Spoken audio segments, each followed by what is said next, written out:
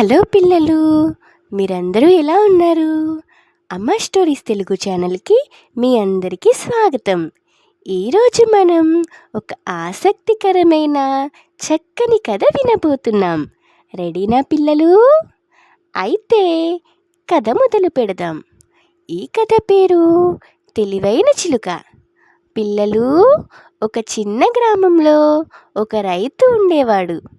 అతని దగ్గర ఒక అందమైన చిలుక ఉండేది. ఆ చిలుక చాలా తెలివైనది.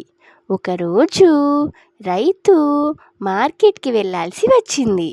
చిలుక, నువ్వు ఇక్కడే ఉండు అని చెట్టు దగ్గర కట్టేసి వెళ్ళిపోయాడు. అంతలో ఏమైందో తెలుసా పిల్లలు? ఒక పెద్ద పిల్లి అక్కడికి వచ్చింది. హహా, నిన్ను ఇప్పుడే తినేస్తా అని భయపెట్టింది. కానీ చిలుక భయపడలేదు పిల్లలు.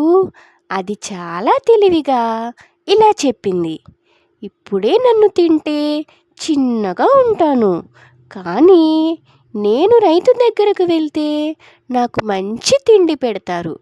అప్పుడు నేను పెద్దగా అవుతాను. అప్పుడే నన్ను తింటే నీకు ఇంకా ఎక్కువగా దొరుకుతుంది అని చిలుక పిల్లిని ఆలోచనల్లో పెట్టేసింది. పిల్లలు, పిల్లి ఏమి చేసిందో తెలుసా?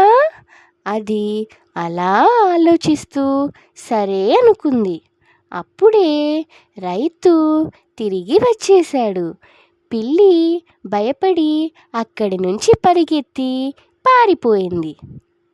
ఇలా చిలుక తన తెలివితో తన ప్రాణం కాపాడుకుంది.